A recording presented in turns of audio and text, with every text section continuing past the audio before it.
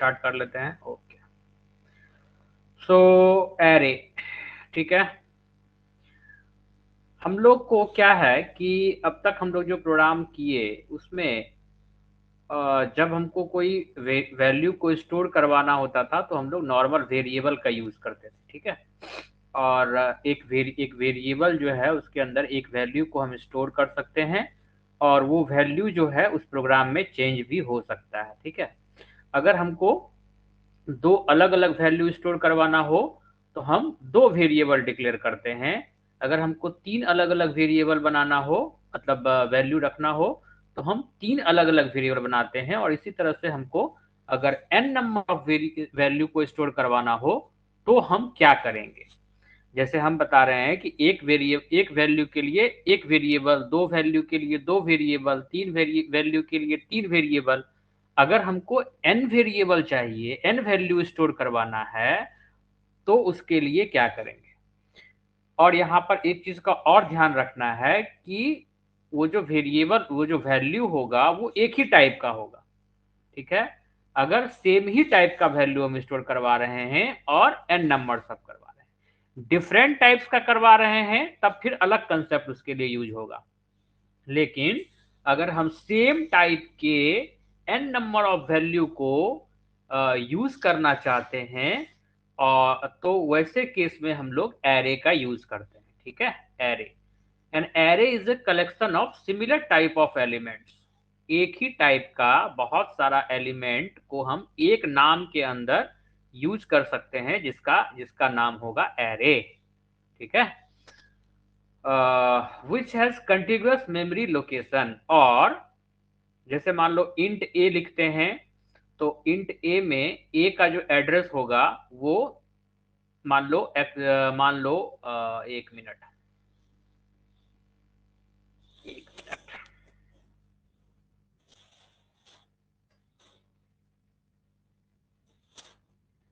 अगर मान लो हम इंट एक्स लिखते हैं, इंट एक्स,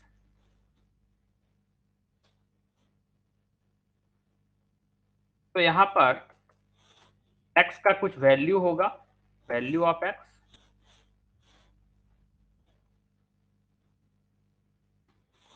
और एक्स का कुछ एड्रेस होगा, एड्रेस ऑफ। ये जो एड्रेस होगा ये मान लो एग्जांपल के लिए मानो कि ये है 1001, मान लो। अब हम लिखते हैं int Y. Address of Y जो होगा वो हो सकता है 2002 हो जाए, ठीक है। लेकिन अगर हम एरे का यूज करेंगे तो एक्स वन जो होगा, अगर वो होता है 1001, एक्स टू होगा 1005। क्यों होगा 5, क्यों होगा 5, क्यों होगा, इसलिए क्योंकि एक इंटीजर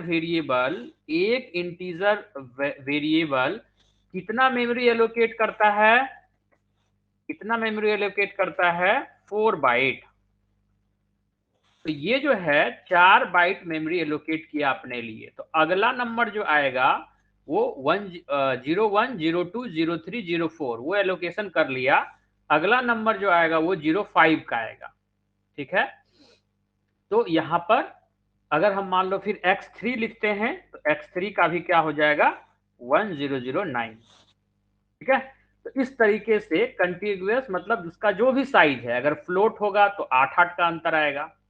लेकिन यहां पर कोई जरूरी नहीं है कि 8-8 का आएगा, इसमें हो सकता है 100 का अंतर आ जाए, 1000 का अंतर आ जाए, क्योंकि ये कोई फिक्स नहीं है कि इसका मेमोरी लोकेशन जो होगा वो सेम ही हो, मतलब कंटिन्यूअस होगा। लेकिन एरे में क्या होता है, कंटिन्यूअस मेमोरी एलोकेशन होता है।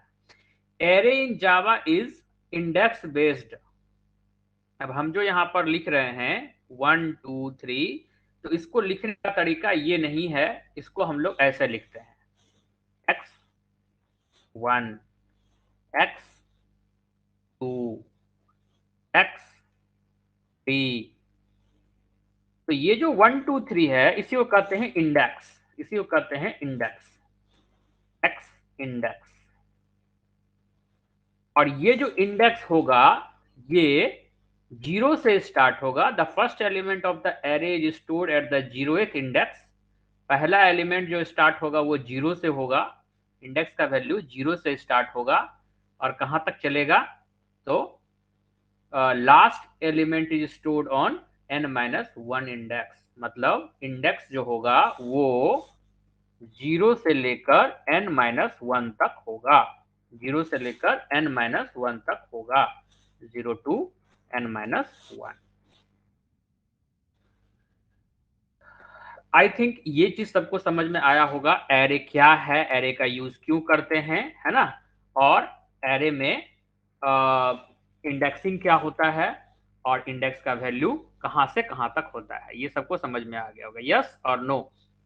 यस और no? Then we will move to the next section. Array क्या होता है ना, एरे का कब यूज करेंगे, क्यों यूज करेंगे, क्या इसका एडवांटेज है, कंटिगुअस मेमोरी एलोकेशन का क्या मतलब होता है, इंडेक्स बेस्ड का क्या मतलब होता है, इंडेक्सिंग कैसे इसमें होता है, तो 0 से लेकर n-1 तक होता है। अब ये जो लाइन लिखा हुआ है इसका अभी तुम लोगों को कोई लेना देना नहीं है। In Java array is an object which contains elements of a similar data type। ठीक है, ये ऑब्जेक्ट वाला चीज अभी हम लोग नहीं डिस्कस करेंगे क्योंकि हम लोग क्लास कंसेप्ट नहीं पढ़े हैं। ठीक है, तो जावा एरे के बारे में अभी हम लोग मतलब क्लास और ऑब्जेक्ट के बारे में अभी हम लोग डिस्कशन नहीं करेंगे। एक्चुअली यहाँ पर एरे जो है वो अच्छा ठीक है, यहाँ चलेगा चलेगा, कोई दिक्कत नहीं है। अब है there are two types of array, है ना, जावा में भी दो टाइप का एरे है, सी में भी दो टाइप का था।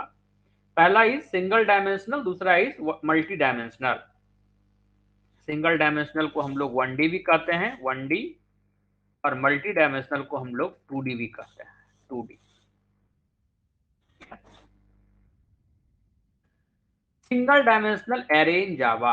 अब जावा में सिंगल डायमेंशनल एरे जो है उसको कैसे यूज करेंगे, ठीक है, तो इसके लिए नॉर्मली हमको सबसे पहले ये सोचना पड़ेगा कि जब हम n नंबर ऑफ एलिमेंट्स बोल रहे हैं तो ये n क्या है, तो n हमारा साइज है, मतलब उसके अंदर कितना एलिमेंट होगा ये उसका साइज होता है। ठीक है, तो हमको क्या करना होता है कि अगर हम एरे वेरिएबल को डिक्लेयर करते हैं, एरे एक एरे क्रिएट करते हैं, तो उसके लिए हम लोग पहले ये बताते हैं कि वो एरे के अंदर किस टाइप का डेटा स्टोर होगा। ठीक है, पहला बात तो हम लोग ये बताते हैं डेटा टाइप। उसके बाद हम लोग ब्रैकेट के अंदर ये बता सकते नहीं, ब्रैकेट ब्रैकेट देने का मतलब यहां पर है कि ये एक एरे है। ठीक है, ये एक एरे है और उसका नाम जो है, एरे का नाम क्या होगा, तो ARR। ठीक है, यहाँ पे एक चीज थोड़ा सा सही होना चाहिए,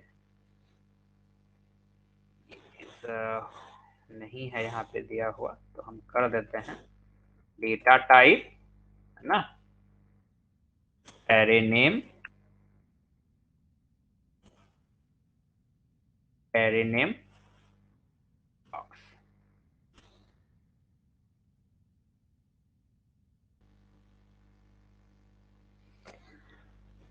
मतलब डेटा टाइप वेरिएबल का जो नाम होता है, यहाँ पर एरे नेम हो गया, और ये जो बॉक्स है ये बॉक्स बताता है कि ये एक एरे है। ठीक है, अब ये जो बॉक्स है ओपन और क्लोज ब्रैकेट, इसको हम डेटा टाइप के बाद भी लिख सकते हैं या एरे नेम के पहले लिख सकते हैं या एरे नेम के बाद में लिख सकते हैं। ये वाला लाइन अच्छे से समझ लेना, ये तीनों तरीके से हम इसमें लिख सकते हैं, ये तीनों तरीके से अलाउड है। ठीक है, जावा में ये तीनों ही तरीका अलाउड है,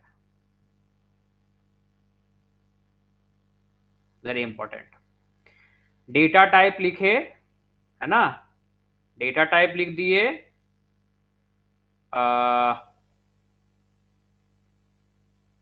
उसके बाद एरे का सिंबल दिए।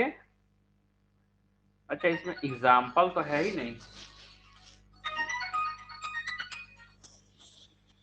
यहाँ पे तो ये तो सब सिंटेक्स ही है, उल्टा ही हो गया ये तो। ये तो ठीक ही था, यहाँ पर सिर्फ ARR के बदले एरे नेम दे दें तो ज्यादा बेटर होगा। ARR का मतलब तो एरे नेम समझ रहे हो तुम लोग, हमको लगता है। एग्जाम्पल देना जरूरी है, एग्जाम्पल नहीं है।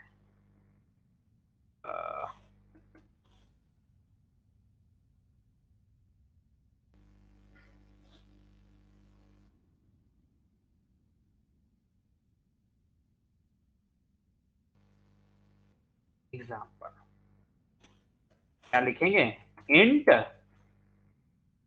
ए ऑफ एरे, ठीक है, ये हुआ एग्जाम्पल, ये नहीं था, सॉरी। ओके, तो हम ये बता रहे थे कि syntax to declare an 1D array,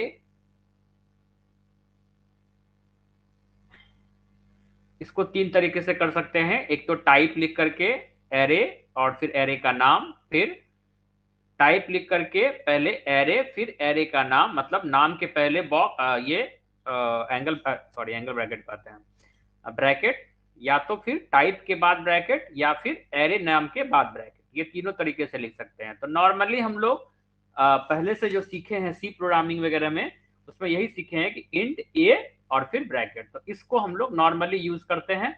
इसी को अगर लेके चले तो हम लोगों को ज्यादा कंफ्यूजन नहीं होगा। लेकिन अगर सी प्रोग्रामिंग का बात देखा जाए तो उसमें हम लोग क्या करते थे, इंट ए, और इस बॉक्स के अंदर हम लोग साइज भी डालते थे कि उसका साइज कितना है, ठीक है। लेकिन यहाँ पे ऐसा हम लोग नहीं कर रहे हैं। यहाँ पे दरअसल ये जो स्टेप है ये केवल डिक्लेरेशन का स्टेप है, मतलब हमने एक डिक्लेयर किया कि ए नाम का एक एरे हम लोग यूज करने वाले हैं। और जब हम डिक्लेयर करते हैं तो सी प्रोग्रामिंग में क्योंकि साइज डाल देते हैं तो वो उसी समय में उतना मेमोरी भी एलोकेट कर लेता है। बट जावा में ऐसा नहीं है। जब जब जब हम डिक्लेयर करते हैं एरे को, जब हम डिक्लेयर करते हैं तो एट दैट टाइम वो मेमोरी एलोकेट नहीं करता है, ठीक है। कब एलोकेट करता है? जब हम लोग उसको इनिशिएट करते हैं, ठीक है।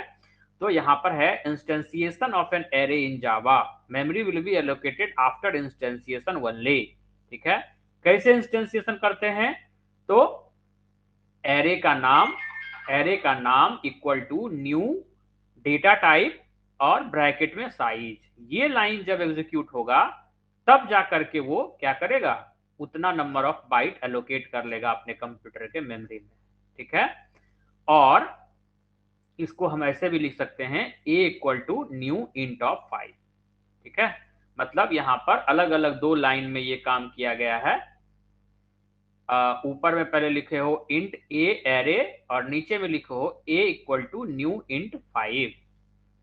अगर चाहते हो कि नहीं हम एट ए टाइम दोनों काम कर लें, मतलब डिक्लेरेशन भी कर लें और इंस्टेंसिएशन भी कर लें, हम लोगों को अलग अलग दो लाइन क्यों लिखना पड़ेगा, हम लोग एक ही लाइन में क्यों नहीं लिख सकते हैं? तो दरअसल अगर मान लो कि अभी फिक्स नहीं है मेरा साइज, हमको नहीं पता है, लेकिन हमको ये पता है कि हम एक एरे का यूज करेंगे, तो वैसे केस में हम पहले डिक्लेरेशन कर देते हैं, और जब हमको ये पता चलता है कि इसका साइज इतना होने वाला है तो हम उस टाइम में उसको इंस्टेंसिएशन करते हैं। लेकिन अगर आपके साथ ऐसा नहीं है, आपको पहले ही पता है कि हाँ इसका साइज ये है, तो उसके लिए हम लोग दूसरा स्टेप करते हैं जिसमें कि हम लोग एक साथ डिक्लेरेशन और इंस्टेंसिएशन का काम करते हैं। कैसे करते हैं? Int a array equal to new int size. तो यहाँ पर सिर्फ और सिर्फ अगर देखा जाए तो यहाँ पर इंट लग गया और यहाँ पे ब्रैकेट लग गया। पिछले वाले में अगर देखो तो यहाँ a इक्वल टू ऐसा लिखा हुआ है, यहाँ पर ऊपर में इंट ए एरे है और यहाँ पर int a array equal to ये बाद वाला पार्ट को जोड़ दो, मतलब इसका लेफ्ट पार्ट ये वाला पूरा और इसका राइट पार्ट, दोनों को अगर एक साथ लिख देंगे तो मेरा एक साथ में एक लाइन में ही काम खत्म हो जाएगा। तो इसको हम लोग नॉर्मली अपने जावा में इसी टाइप के सिस्टम को यूज करते हैं, ये वाला सिस्टम, ठीक है। जावा में ये वाला सिस्टम यूज होता है, सी सी प्लस प्लस में ये वाला सिस्टम यूज नहीं होता है, ठीक है। उसमें नॉर्मल यूज होता है ये वाला, लेकिन यहाँ पर उसका साइज डालना पड़ता है, ठीक है। लेकिन जावा में हम लोग ये वाला चीज यूज करते हैं इस तरह से। तो ये हमारा हो गया क्या, डिक्लेरेशन, ठीक है। इसके बाद अगर हम ये बताएं कि उसके अंदर अगर 5 वैल्यू है तो वो कौन सा वैल्यू होगा, ठीक है। अगर उसके अंदर 5 वैल्यू है तो वो वैल्यू कौन सा होगा? तो इसके लिए हमारे पास दो ऑप्शन होता है, आ, एक होता है कंपाइल टाइम इनिशियलाइजेशन, दूसरा होता है रन टाइम इनिशियलाइजेशन। मतलब हम अपने प्रोग्राम में वैल्यू फिक्स कर सकते हैं या फिर यूजर को कह सकते हैं कि वो बताए कि वो 5 वैल्यू कौन सा होगा। तो यहाँ पर हम लोग जो एग्जाम्पल लिए हैं वो लिए हैं कंपाइल टाइम इनिशियलाइजेशन, ठीक है। हम रन टाइम भी करके दिखवा देते हैं, कोई दिक्कत नहीं है। We can declare initiate and initialize the Java array together by, और यहाँ पर ये दिखाया गया है कि आपको अगर कंपाइल टाइम इनिशियलाइजेशन करना है, अगर कंपाइल टाइम इनिशियलाइजेशन करना है और एट द सेम टाइम हमको पता है कि कौन सा एलिमेंट इसके अंदर होने वाला है, तो हमको फिर न्यू वाला नहीं भी लिखने का जरूरत नहीं है। तब हम लोग सीधा int a array equal to और सीधा कर्ली ब्रैकेट के अंदर साला वैल्यू डाल देंगे। साइज भी डालने का जरूरत नहीं है, क्योंकि यहाँ तो ये बता ही रहा है कि यहाँ पे 4 वैल्यू है, तो कितना वैल्यू हो गया 4, साइज कितना हो गया 4, है ना। जितना वैल्यू होता है, जितना नंबर ऑफ एलिमेंट होता है वही उसका साइज होता है, ठीक है। जितना नंबर ऑफ एलिमेंट होता है वही उसका साइज होता है। तो यहाँ पर है 33, 3, 4, 5, 4 एलिमेंट है तो साइज इसका 4 हो गया। तो अलग से लिखने का कोई जरूरत नहीं है, क्योंकि हम डायरेक्ट वैल्यू डाल रहे हैं तो न्यू कीवर्ड से मेमोरी एलोकेशन का भी कोई जरूरत नहीं है, ठीक है। क्योंकि हम लोग यहाँ पर वैल्यू ही डाल दिए, तो जब वैल्यू डाल दिए तो वो ऑटोमेटिक उसके हिसाब से मेमोरी एलोकेट कर लिया, तो फिर ये लिखने का कोई मतलब नहीं बनता है। बट ये कब होगा? जब हमको उसी टाइम में पता होगा कि वैल्यू क्या होने वाला है, ठीक है। अगर हम यूजर से वैल्यू लेना चाहेंगे तो क्या करेंगे? अगर हम यूजर से वैल्यू लेना चाहेंगे तो क्या करेंगे? तो वैसे केस में हम लोग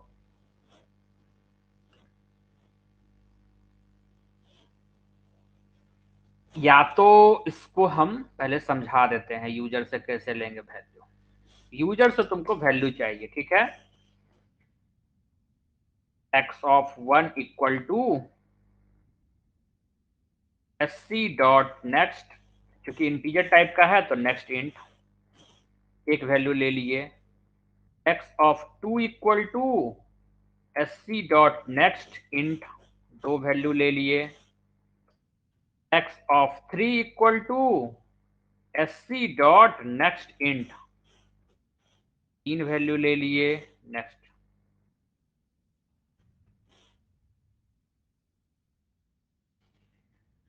हम अभी 3 ही लेके चल रहे हैं, साइज मेरा 3 है, तो इस तरह से 3 वैल्यू हम इनपुट करवा लिए। अच्छा बताओ, यही काम हम ऐसा क्या कर सकते हैं ताकि इसको हम एक ही लाइन में कर लेंगे, एक ही बार लिख के कर लेंगे, इसको 3 बार नहीं लिखना पड़ेगा। हमारे पास क्या ऐसा कंसेप्ट है? हमारे पास कौन सा ऐसा कंसेप्ट है जिसके द्वारा हम ये काम कर सकते हैं एक ही बार लिख करके, 3 3 बार नहीं लिखना पड़े, एक ही बार लिख करके काम कर लेंगे? कौन सा कंसेप्ट है हमारे पास? कौन सा कंसेप्ट है? ऐसा कौन सा कंसेप्ट है जिसको कि जो रिपीट करता है, किसी चीज को बार बार रिपीट कर सकता है? ऐसा कौन सा कंसेप्ट है मेरे पास? लूप, ठीक है।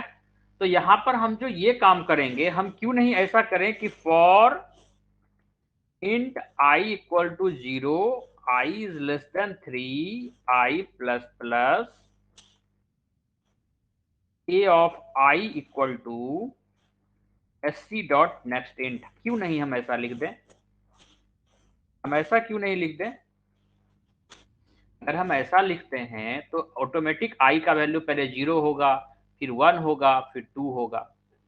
और यहां पर ये चीज ध्यान रखना है कि आई ऑलवेज 0 से स्टार्ट होगा और लेस देन एन तक चलेगा, क्योंकि 0 से n-1 तक ही चलता है इसका इंडेक्स। अगर हम 1 से 3 तक चला देंगे तो होगा तो 3 बार ही, लेकिन वहां दिक्कत आएगा कि उसका इंडेक्सिंग जो होता है वो 0 से स्टार्ट होता है, और तुम अगर 1 से स्टार्ट करोगे तो वहां पे प्रॉब्लम आएगा, ठीक है। तो इस चीज का ध्यान रखना है। हम ऐसा करते हैं, फॉर ईच लूप वाले कंसेप्ट को हम यहाँ से हटा देते हैं अभी फिलहाल, और वो वाला जो कंसेप्ट है उसको हम लोग ले आते हैं।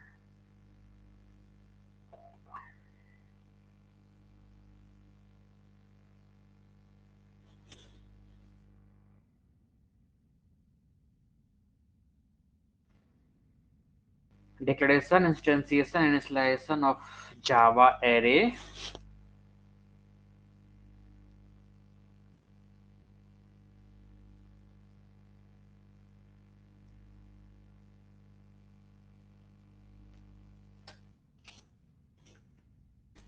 Compile time.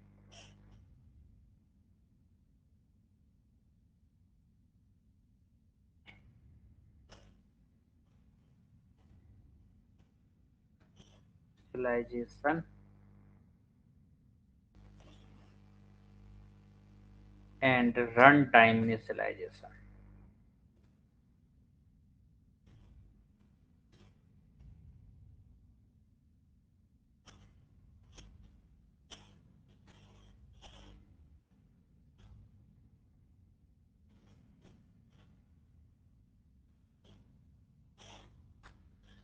Run time initialization में क्या होगा, अभी तुरंत हम लिखे हैं int a array equal to new int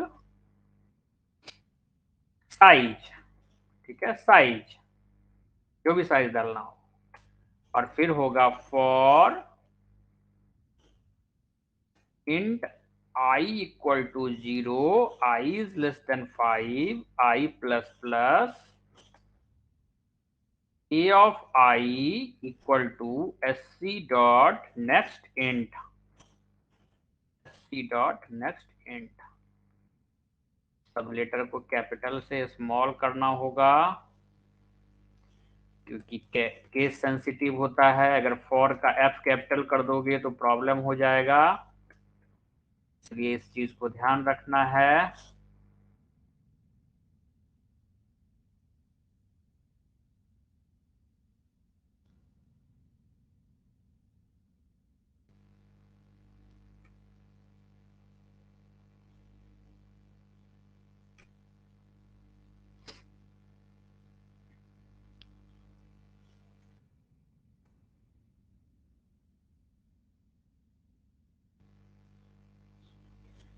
okay, सो हम लोग को ये समझ में आ गया कि हम लोग एरे के अंदर एलिमेंट्स कैसे डालते हैं, या तो कंपाइल टाइम में प्रोग्राम के अंदर ही वैल्यू को डाल देंगे, या तो यूजर से वैल्यू लेंगे रन टाइम में, ठीक है।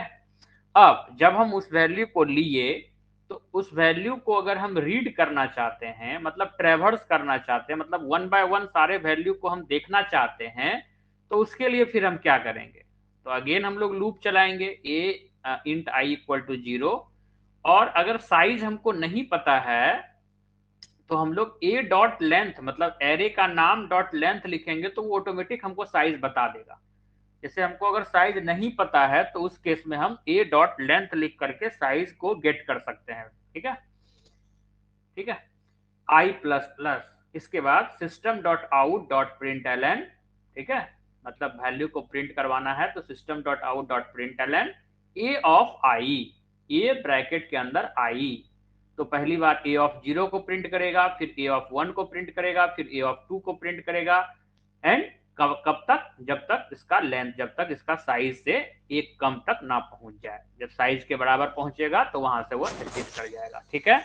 तो इस तरीके से हम लोग सीखे कि कैसे हम लोग क्या कर सकते हैं, एरे डिक्लेयर कर सकते हैं, एरे को इनिशियलाइज कर सकते हैं, रन टाइम में कैसे कर सकते हैं, कंपाइल टाइम में कैसे कर सकते हैं, और ट्रेवर्स कैसे कर सकते हैं। इतना तो सबको समझ में आ गया होगा, ठीक है।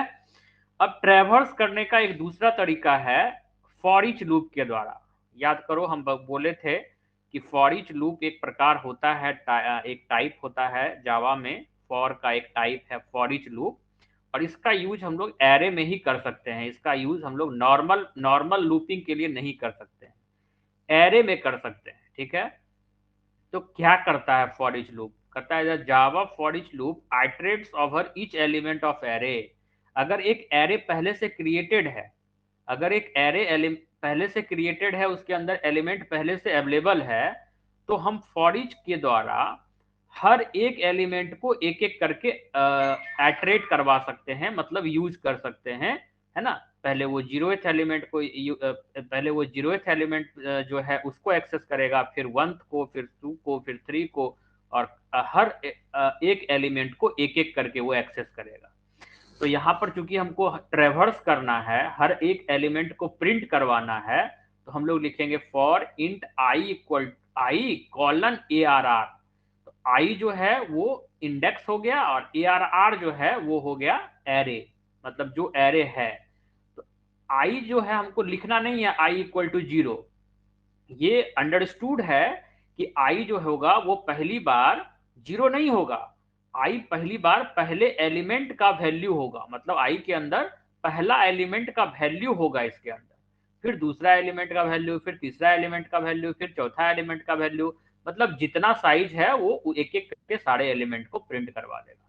तो ये जो ऊपर वाला काम हम लोग अभी किए हैं यहाँ पर इस तरीके से, तो ये पैटर्न है, और इसके अलावा ये भी पैटर्न का यूज हम लोग कर सकते हैं।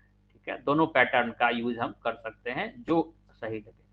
तो इसको भी चूंकि पहली बार ये नया चीज है तो इसको भी यूज करना जरूरी है। ठीक है, तो इसको भी यूज हम लोग कर सकते हैं।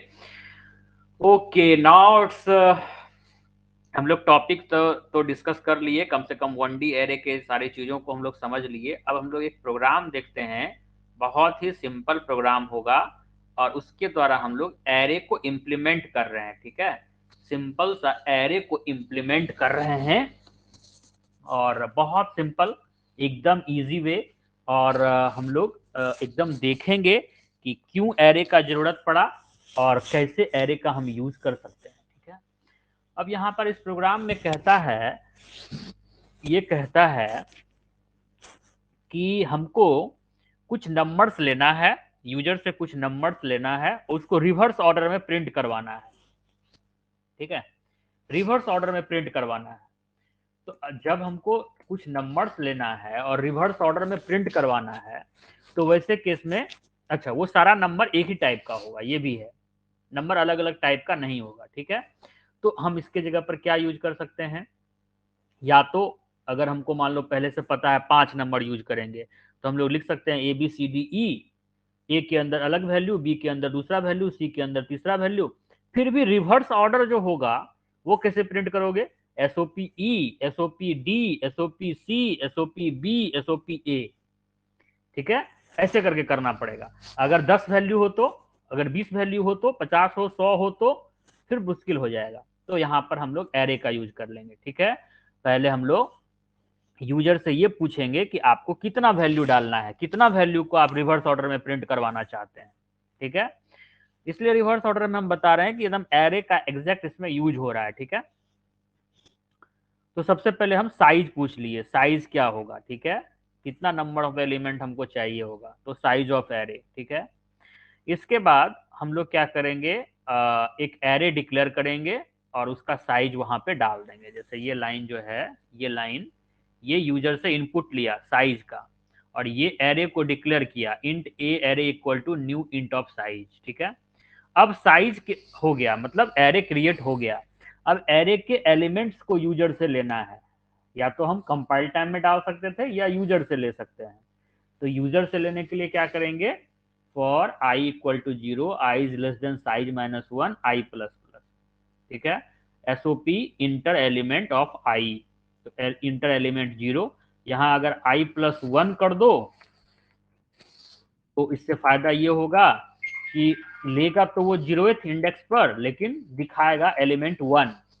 क्योंकि यहाँ पर ये चीज है ना कि जब तुम एलिमेंट पहला वैल्यू ले रहे हो तो वहां पे 0 वैल्यू कैसे दिखाओगे, तो इंडेक्स 0 होगा लेकिन एलिमेंट तो फर्स्ट है, तो इंटर एलिमेंट आई प्लस 1 लिख देने से क्या होगा कि 0th इंडेक्स के लिए पहला वैल्यू, फर्स्ट इंडेक्स के लिए दूसरा वैल्यू, थर्ड इंडेक्स के लिए चौथा वैल्यू, ऐसे करके लेगा।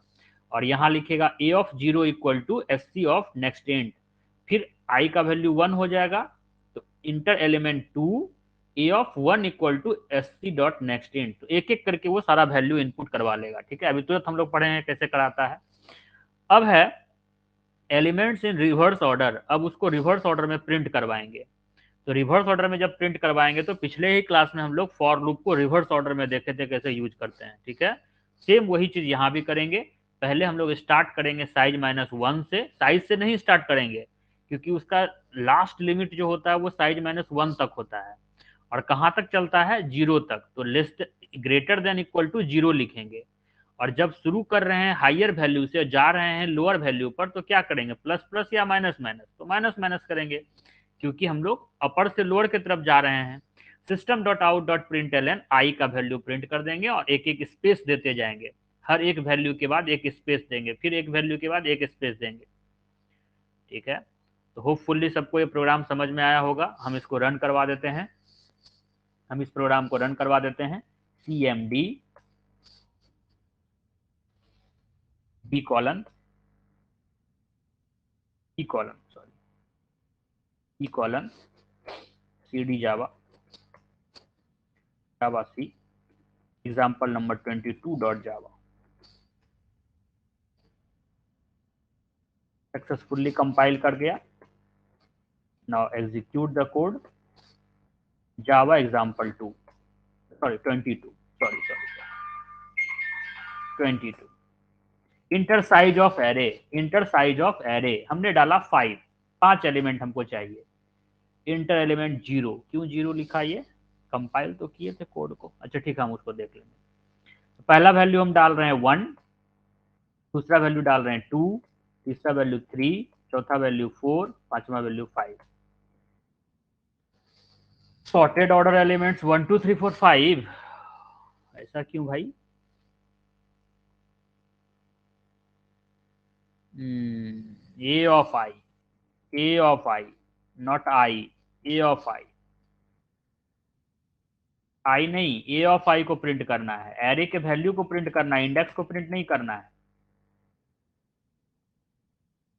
तो कंपाइल नहीं किए तो गड़बड़ ही हो गया।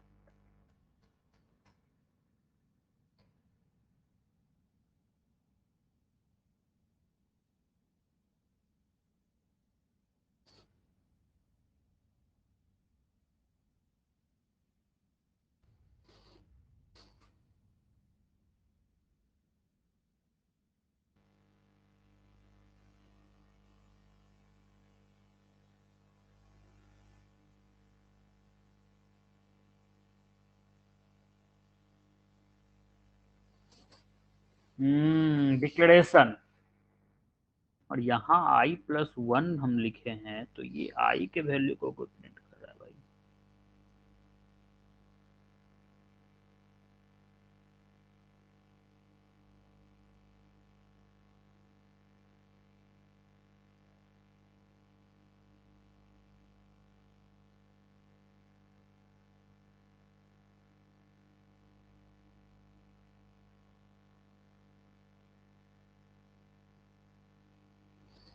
छोड़ो, सिर्फ इंटर एलिमेंट रखो, देखा जाएगा बाद में इसको।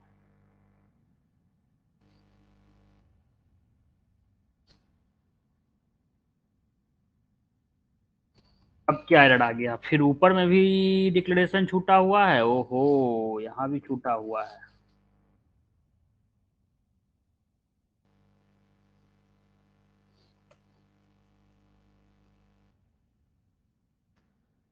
Inter size 5, inter element 1 2 3 4 5।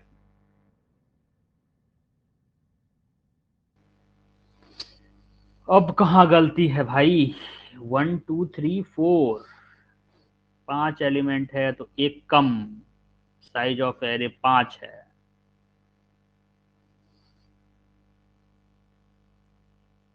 तो 0 से शुरू हुआ है।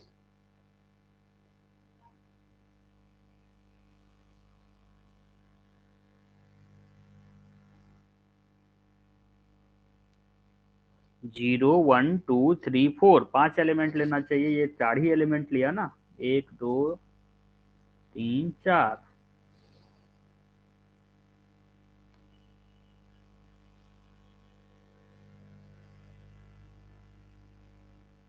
ओहो sorry sorry sorry sorry sorry, less than size है ना, लेस देन इक्वल टू होता तब साइज -1 लिखते, लेस देन साइज है इसीलिए। ओके ओके, यहाँ ठीक है।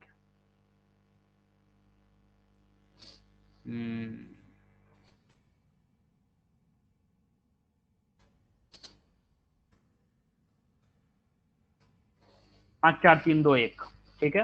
अच्छा ये हर बार लाइन दे रहा है, न्यू लाइन लिखा गया है ना। हम चाहते हैं कि एक ही लाइन में सारा आउटपुट को प्रिंट कर दे।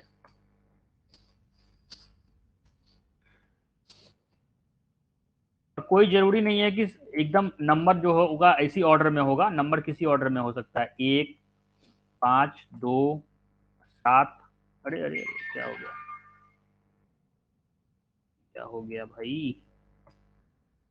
1, 5, 2, 7, 7। तो 4, 7, 2, 5, 1, ठीक है, उल्टा ऑर्डर में। सबसे लास्ट में जो दे डाले वो पहले आया, फिर 7 आया, फिर 2 आया, फिर 5 आया, फिर 1 आया। ओके एवरीवन, ओके एवरीवन, सबको समझ में आया प्रोग्राम? थोड़ा थोड़ा मिस्टेक हो रहा था प्रोग्राम में था जब हम लेस देन लिखे हैं तो फिर -1 क्यों करेंगे? अगर हम इक्वल टू लिखेंगे तब तो -1 करेंगे, क्योंकि वो 0 से n-1 तक चलता है। जब n-1 लिख रहे हैं तो इक्वल टू लगाना है, तो नॉर्मली हम लोग 0 से लेकर लेस देन साइज तक करेंगे, ठीक है। अच्छा, यहाँ पर साइज -1 क्यों लिखे हैं? क्योंकि यहाँ ग्रेटर देन इक्वल टू 0 तक चला रहे हैं, तो 0 से शुरू होकर साइज -1 तक ही जाएगा। साइज का वैल्यू उसके अंदर साइज से स्टार्टिंग नहीं है, साइज -1 से स्टार्टिंग है। तो अगर इस तरह का कंफ्यूजन होता है कि यहाँ साइज लिखे, यहाँ साइज -1 लिखे, तो यहाँ भी कर दो इक्वल टू -1, तब फिर कोई दिक्कत नहीं होगा। अगर ये लगे कि वहां पर साइज -1 लिखे हैं और यहाँ पे साइज लिखे हैं, हालांकि कंसेप्ट है वो समझोगे तो ज्यादा अच्छा होगा, बट अगर कंफ्यूजन क्रिएट हो रहा है तो हम चाहते हैं कंफ्यूजन क्रिएट ना हो, एनी हाउ कंफ्यूजन क्रिएट ना हो, ठीक है। एकदम इजी वे में चीजों को समझना है, और कम से कम कॉन्सेप्ट को तो अच्छे से समझ लेना है। बाकी इम्प्लीमेंटेशन और लॉजिक तो फिर स्टेप बाय स्टेप होता है ना। हम लोग इतना के बाद भी और भी हमारा लेवल है जो कि अभी अचीव करना है, तो बहुत कुछ है, कभी खत्म नहीं होने वाला ये सिलसिला है। अब देखो कुछ हम एग्जाम्पल रखे हुए हैं लिख करके, जैसे मैक्स एलिमेंट, मतलब एरे के अंदर सबसे बड़ा वैल्यू कौन होगा, ठीक है। मीन एलिमेंट, सबसे छोटा वैल्यू कौन होगा एरे के अंदर। सम ऑफ एलिमेंट, जो भी एलिमेंट्स है सबका सम क्या होगा। इंसर्ट एन एलिमेंट, एक नया एलिमेंट इंसर्ट करना है, जो एलिमेंट पहले से है उसको हटा के एक नया एलिमेंट डालना है। डिलीट एन एलिमेंट, एक एलिमेंट हटा देना है। सर्च एन एलिमेंट, किसी एलिमेंट को सर्च करना है एरे के अंदर। सॉर्ट ऑल एलिमेंट्स, हर को असेंडिंग ऑर्डर में सॉर्ट कर देना है। तो ये सारा सारा एग्जाम्पल्स जो है ये सब 1D का है, 1D में हम लोग ये सारे एग्जाम्पल्स को देख सकते हैं। तो आज तो नहीं, आगे के क्लास में देखते हैं, जितना जहाँ तक होगा कवर अप करेंगे, क्योंकि नेक्स्ट क्लास जो है वो डाउट क्लास होता है, तो डाउट तो तुम लोगों को कभी होता नहीं है, तो फिर हम ही को कुछ प्रॉब्लम सॉल्व करके दिखाना पड़ता है। तो हम लोग इसको इसमें से देखते हैं, जहाँ तक होता है इसको सॉल्व करते हैं, और फिर उसके बाद हम लोग 2D array and next string वगैरह कंसेप्ट हम लोग आगे पढ़ेंगे, और धीरे धीरे हम लोग अब ऊपर लेवल पे जा रहे हैं। तो हमारा लेवल ठीक होना चाहिए, मतलब थोड़ा समझने का, और मतलब अब system.out.println कैसे हुआ और ये सब क्या हुआ, ये सब काम खत्म हो गया। अब थोड़ा सा लॉजिक, थोड़ा सा हम एक्चुअली लॉजिक जानबूझ के नहीं डालते हैं कि लॉजिक डालेंगे तो लॉजिक में फंस जाओगे, कंसेप्ट नहीं सीख पाओगे, ठीक है। तो पहले कंसेप्ट सीखो, लॉजिक तो प्रैक्टिस करने से होता है, और जितना ज़्यादा प्रैक्टिस होगा लॉजिक उतना ही ज़्यादा बढ़ेगा, और जब लॉजिक बढ़ेगा तो फिर प्रॉब्लम सॉल्व होगा और इम्प्लीमेंटेशन होगा, ठीक है। सारी चीज़ों को एक स्टेप बाय स्टेप होगा। फिर अलग अलग लेवल का प्रॉब्लम होता है, वो देखना होता है। तो तुम लोगों का तो डिप्लोमा ऑलमोस्ट ख़त्म पे है। रिकॉर्डिंग